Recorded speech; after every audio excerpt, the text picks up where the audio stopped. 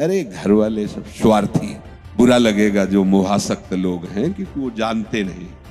जब देख लेते हमारे काम का नहीं है, तब असली रूप इनका देखने का आता है। मान लीजिए बिल्कुल ऐसा माया का जाल है, मेरे मेरे मेरे, कोई साथ नहीं देता।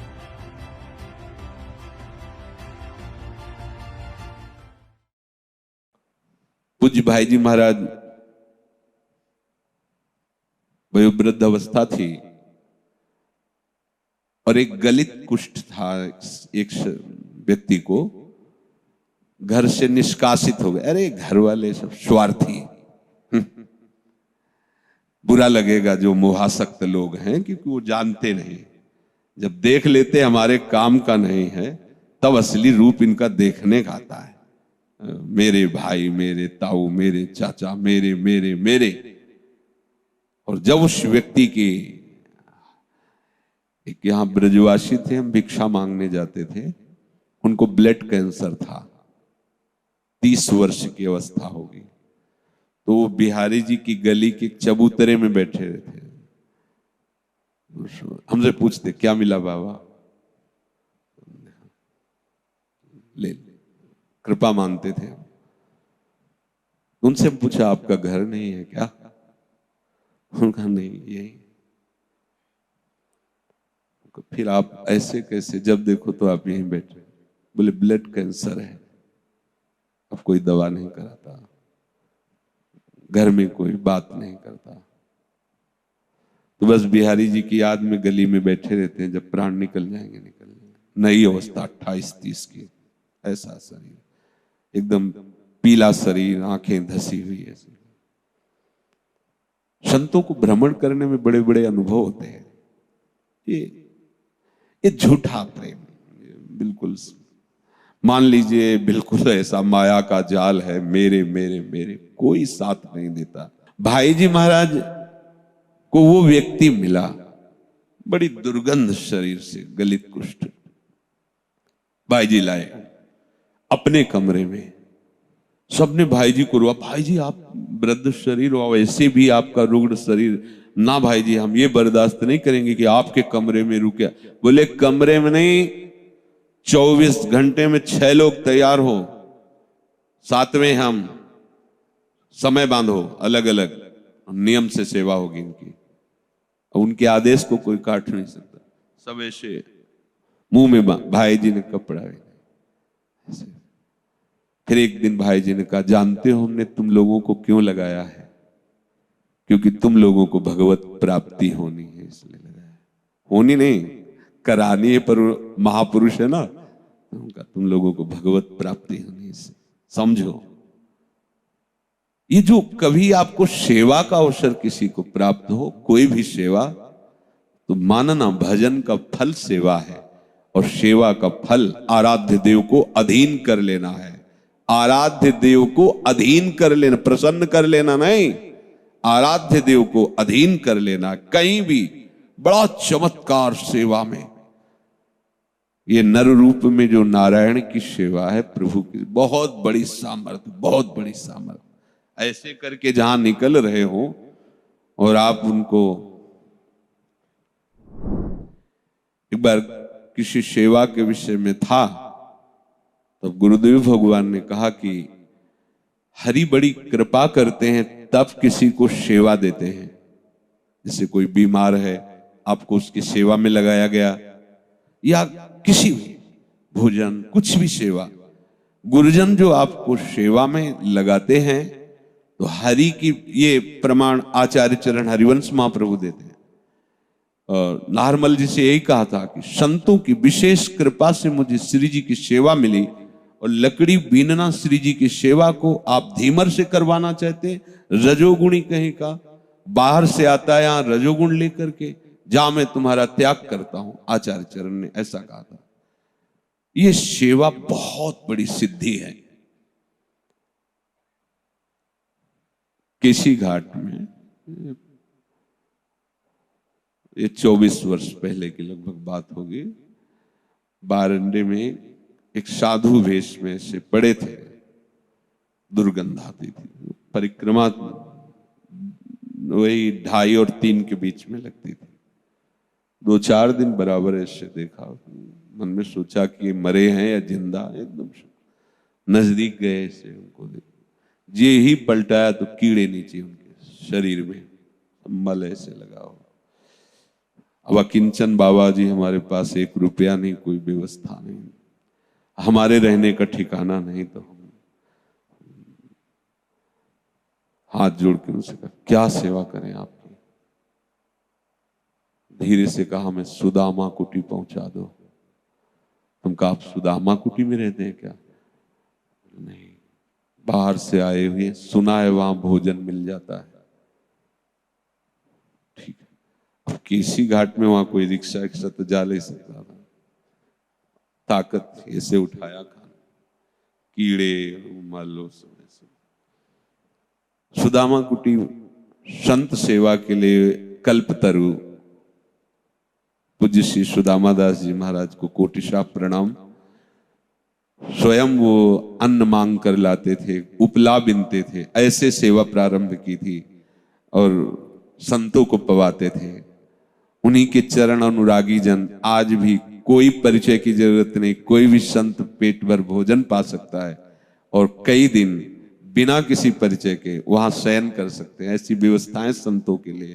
प्रणाम है ऐसे महापुरुषों को जो ऐसे संत सेवा में, तो वहां ले गए तो बारंडा ऐसे सब संतों के ऐसे आसन 50 संतों के लगे थे, साइड में उनको ऐसे लेटा, किसी ने कुछ नहीं, सब संत जनों लेटा दिया उनको। गोपेश्वर के रोज दर्शन करने उधर से जाते थे, जब वो सब ऐसे करके फिर गोपेश्वर को गेट से ही प्रणाम करके वापस आ गए, क्योंकि हमें लगा कि मंदिर में कोई कुछ टोके रोके ऐसे। फिर मन नहीं माना, फिर नजदीक गए और हम कहा महाराज जी क्या आपकी सेवा कर सकते हैं? कुछ नहीं, जाओ आप। धीरे से कहा, पूरा दिन हमारा, पूरे दिन प्रार्थना करते रहे भगवान अब उनके कर्म बंधन को काटिए कर्म। फिर सुबह गए गोपेश्वर जी को यमुना जी का जल लेके जाते थे, तो फिर नजदीक गए, वैसी अवस्था में पड़े थे, थोड़ा यमुना जल उनको पिलाया। कहा हमारी इच्छा है कि आप, हम बोले राधा राधा, आप भी बोलो राधा राधा राधा राधा राधा राधा राधा। बस अंदर से कि श्री जी अब बस। तीसरे दिन नहीं मिले थे, फिर पता लगा महात्मा कहाँ गए, तो बोले उनका तो कल शरीर पूरा हो गया था, तो रिक्शा में डाल के और दाह संस्कार। सेवा से बढ़कर कोई लाभ नहीं, आप इतना समझ लो। जहां रहने का खाने का कोई ठिकाना नहीं था, इन्हीं संत महापुरुषों की कृपा से, श्री जी की शरणागति मिलकर के, तो जब कभी किसी को सेवा करने का अवसर मिले, कहीं न संप्रदायवाद देखना, न जातिवाद देखना, बस उसकी सेवा में लग जाना। प्रभु ने तुम्हें सेवा दी, ये बस ध्यान रख लेना। सेवा बहुत जल्दी उठाती, बहुत जल्दी आपके जीवन के प्रारब्ध का नाश करके नवीन प्रारब्ध रचने की सामर्थ्य ये सेवा में है, बहुत बड़ी सामर्थ्य सेवा में है। प्रभु कह रहे हैं कि कामना से रहित होकर किए गए कर्मों में फल देने की शक्ति का अभाव हो जाता है। भाव समझना, जैसे आप कोई कामना करके कर्म कर रहे हो तो एक सीमित फल है और आप उसे स्वाभाविक प्राप्त कर्तव्य मानकर कर रहे हो कि मुझे कर्तव्य प्राप्त हुआ, मुझे करना चाहिए, तो उसका असीम फल है। ये जो लोकांतरों में भटकाने वाले फल हैं, ये कभी प्रकट नहीं होते। ये कर्म जो कर्तव्य पालन की निष्ठा से भगवत समर्पण के लिए प्रभु की आज्ञा मान करके किया जाता है, इसका सीधा फल भगवत प्राप्ति है। कह रहे हैं उनमें कभी फल प्रकट करने की सामर्थ्य नहीं रहती। जैसे उबाले हुए अन्न को खेती में बो दो तो अंकुरण नहीं होगा, ऐसे ही अपने प्राप्त सेवा कर्तव्य कर्म का पालन करने वाले का कर्म जो बांधता है, प्रत्येक कर्म बांधता है, उसमें बांधने की सामर्थ्य नहीं रह जाती, वो फल ही नहीं उत्पन्न होता। जैसे भुने हुए बीज में कभी अंकुरण नहीं होता, ऐसे ही निष्काम भाव से भगवत सेवा के लिए जो कर्म किए जाते हैं वो लोक लोकांतर के बंधन कारक फल उत्पन्न नहीं कर, उनका फल सीधा समझो भगवत प्राप्ति, सीधा भगवत प्राप्ति। कामना रहित कर्म, भगवत प्रसन्नता का भाव, तो भगवत प्राप्ति। पर कामना का त्याग तभी हो सकता है जब आपको इस बात का परिचय मिले कि हमारी कामना बहुत छोटी होती है और इसका फल बहुत बड़ा होता है। यदि हम कामना कर लेंगे तो फल में बाधा आ जाएगी, ऐसे समझो।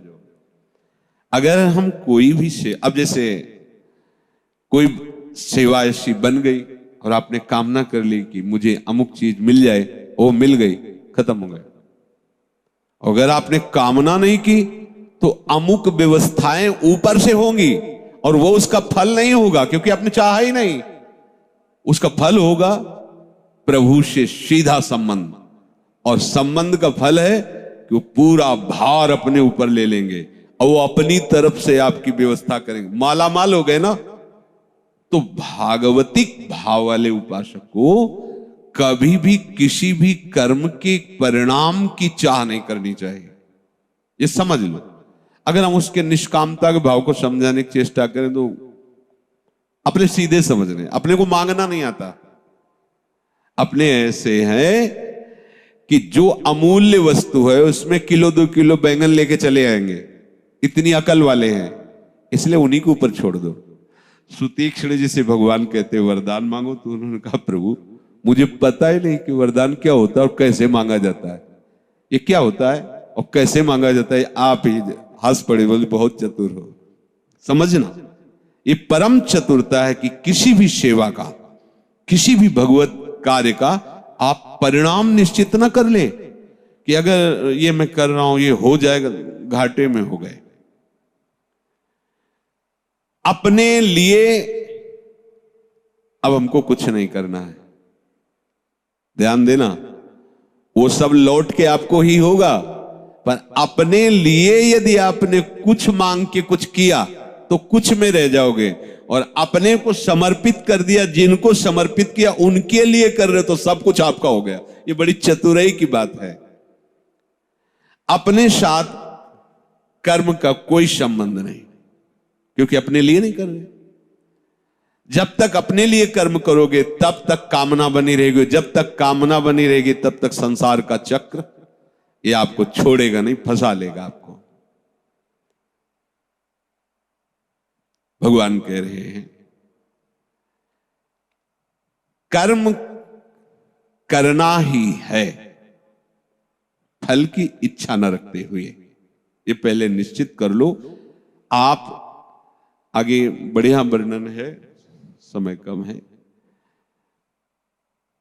साधक जब अपना कल्याण चाहता है तो वो उकताता है, इस बात को समझ, जल्दी से भगवत प्राप्ति कब जी श्री जी मिलेंगे,